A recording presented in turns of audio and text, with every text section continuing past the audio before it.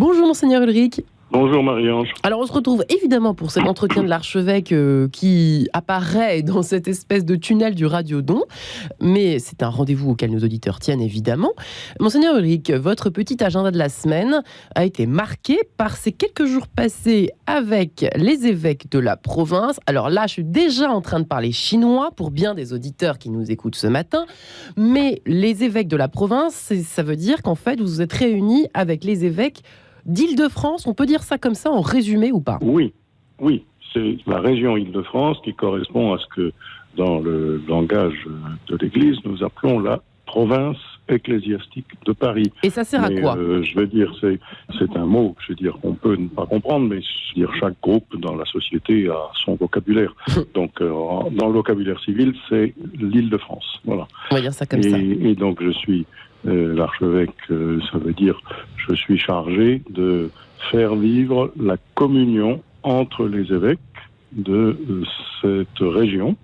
C'est le motif principal qui anime l'archevêque dans une province ecclésiastique, dans une région, c'est de rassembler ses confrères évêques et de vivre avec eux une communion, fraternelle, amicale, etc., et une communion pour le service de la mission de l'Église. Voilà, c'est pas simplement on s'entend bien, on est gentil, etc., mais on envisage ensemble la mission de l'Église. Alors, pour corriger un peu votre propos du début, il n'y avait pas cette fois-ci que les évêques, mais il y avait aussi les vicaires généraux, c'est-à-dire les adjoints des évêques qui font que les églises diocésaines fonctionnent avec un certain nombre de services, avec des paroisses, etc. Donc, le vicaire général, c'est un collaborateur proche de l'évêque pour mettre en œuvre les orientations de la vie diocésaine. Alors, Monseigneur Ulrich, cela étant posé sur la table de ce studio, si je puis dire, est-ce que c'est pas compliqué quand même ? Je reviens toujours à cette image de l'entreprise avec vous. C'est peut-être un peu malheureux comme comparaison, mais quand même.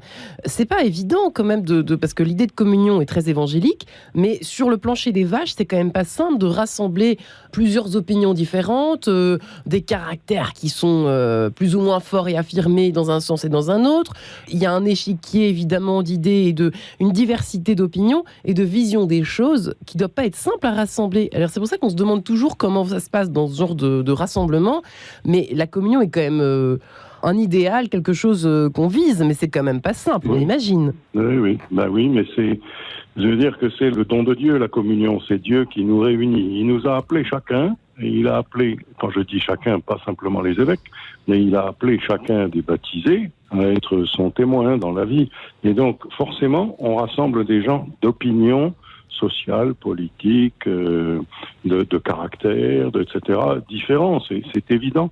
Et c'est le grand mystère de l'Église de rassembler des gens qui ne viennent pas pour défendre un point de vue et une opinion, mais pour témoigner d'une foi inébranlable en Dieu qui aime tout homme. Voilà. C'est quelque chose qui nous dépasse largement, c'est-à-dire c'est pas une opinion, ça c'est nous sentons que nous sommes appelés les uns et les autres, les évêques comme les autres, à témoigner ensemble de ce Dieu qui nous dépasse complètement. Voilà. Donc, qu'est-ce qui a été discuté, Monseigneur Ulrich, pour nos auditeurs qui voudraient savoir ? Un sujet justement très, très, très intéressant. C'était pas le seul sujet, mais c'était un sujet qui nous a retenu un bon moment et qui m'a beaucoup plu. C'est que nous avions appelé ça « Quelles sont les synergies ?» Alors ça, c'est pas du jargon ecclésiastique, la synergie, c'est plutôt un mot que nous avons été chercher dans... Voilà, comment on se met en commun sur un certain nombre de sujets qui nous rassemblent. Et alors, on avait demandé aux vicaires généraux de regarder un peu les activités que nous menons ensemble entre diocèses de l'Île-de-France. Et alors, il y a des collaborations qui existent dans l'administration du diocèse, les finances, tout ça. Chaque diocèse a ses finances, mais les économes diocésains, qui sont les responsables financiers de nos églises, ils travaillent ensemble régulièrement pour essayer de se rapprocher le plus et puis pour essayer d'aider les diocèses qui, dans notre région, ont plus de mal financièrement que les autres. Il y a 3 diocèses qui ont des facilités financières, on peut le dire, plus que les autres. Et puis, il y a donc Paris, Versailles et en gros, c'est ça voilà. Nanterre, voilà. Et les 5 autres sont plus en difficulté et on fait tout ce qu'on peut pour les aider. Voilà. Et pourquoi c'est pas simple, Monseigneur, l'aide? Pourquoi c'est pas fait depuis des années? Effectivement, c'est vrai que c'est souvent une question qu'on a. Justement, ce que je suis en train de dire, c'est que cela se fait, qu'il y a un soutien mutuel à la création des diocèses, des diocèses en 1966, des diocèses de la région parisienne, puisque autrefois Paris englobait à la fois plusieurs de ces anciens diocèses.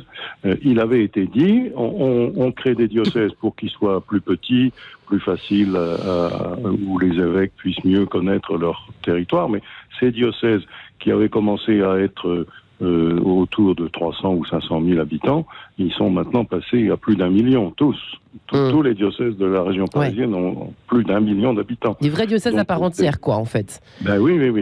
Et donc, mais seulement, il avait été dit à la création de ces diocèses, nous créons des diocèses dans des zones de l'Île-de-France qui sont pas toutes très riches, et donc il faudra les soutenir, il faudra les aider. Et donc ça fait 60 ans que ça dure, que les diocèses les mieux dotés dans notre région aident les diocèses les plus petits. Alors peut-être qu'on ne le fait pas assez, mais en tout cas on le fait depuis des années.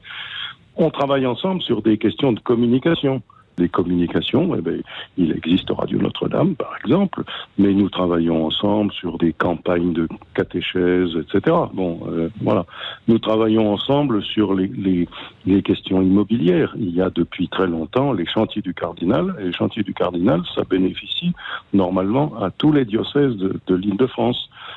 La pastorale des jeunes, par exemple, l'autre jour, on avait parlé de la messe des étudiants à Saint-Sulpice, les évêques d'Île-de-France étaient venus pour soutenir ce travail en commun au sujet des étudiants. Voilà. Mais Monseigneur Ulrich, pour terminer, puisque l'émission touche bientôt à sa fin, c'est vrai qu'on du temps où j'étais fréquemment en compagnie d'évêques et de France, et notamment d'Île-de-France, on sentait souvent des incompréhensions, c'est vrai, et on peut le comprendre aussi en politique et dans plein de domaines, entre ce qui se passe à la capitale, à Paris, l'archevêque et son archevêché et ses prêtres, etc., et puis les autres, et puis l'Île-de-France, avec ses difficultés, les lourdeurs, les populations qui ne sont pas du tout les mêmes, les réalités qui ne sont pas du tout les mêmes. Où ça en est, ça? Est-ce que ça va mieux depuis 10 ans? Alors, je veux dire, la réalité sociologique, elle s'est, je veux dire, de ce point de vue-là, pas complètement apaisée. Les difficultés, elles demeurent. Et donc, dans les diocèses, il y a des réalités sociologiques qui sont pas les mêmes qu'à Paris. Les difficultés de relation entre les hommes, et je parle pas seulement des évêques, mais des gens qui font marcher les services diocésains, là, de temps en temps ils s'entendent, et de temps en temps ils s'entendent moins. Ce que je peux dire, c'est que nous avons vécu de lundi à mercredi ensemble chez les bénédictines du Saint-Sacrement à Blaru dans les Yvelines.